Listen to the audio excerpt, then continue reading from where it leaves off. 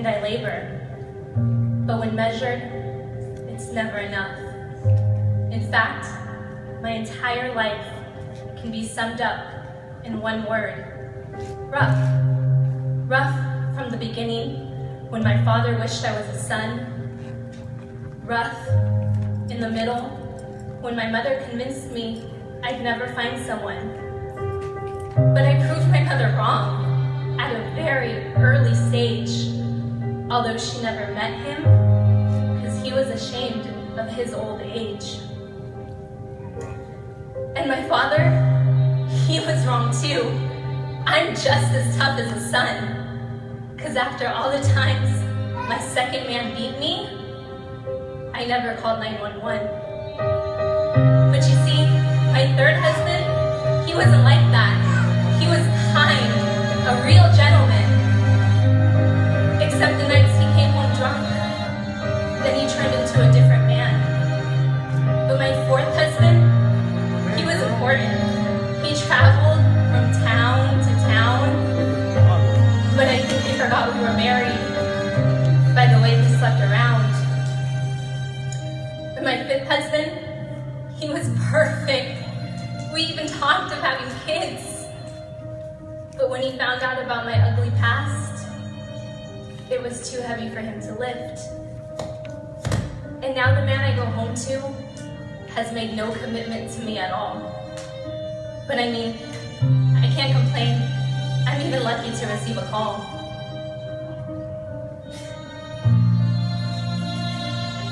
Now Jacob's well was there. Jesus, therefore, being weary from his journey, sat thus by the well. It was about the 6th hour, and a woman of Samaria came to draw water. Jesus said to her, "Give me a drink." Then the woman of Samaria said to him, "How is it that you, being a Jew, ask a drink from me, a Samaritan woman? For Jews have no dealings with Samaritans." And Jesus answered, and he said to her, "If you knew the gift of God, and who it is who says to you, 'Give me a drink,' you would have asked him, and he would have given you living water."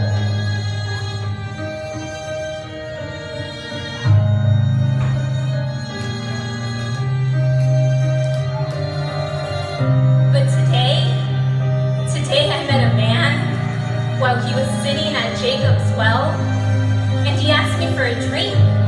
This man was different, I could tell. He spoke of living water and a thirst gone forever. And he told me of all my sins in life, like a storm predicts the weather. But this water in which he spoke could not be drawn to my jar of clay, and my sins, whether big or small, could not retain his flow of grace. And since that day, my lips cannot refrain from singing his praise, because everyone needs to understand the price he said he'll pay.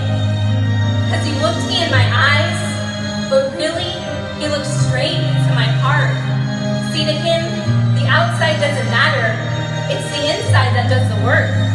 Because even though every man I know has used me, left me, or cursed me, today I met my Savior, and he gave me everlasting mercy.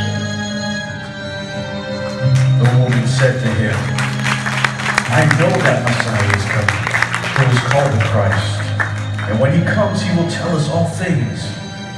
And Jesus said to her, "I speak to you am he."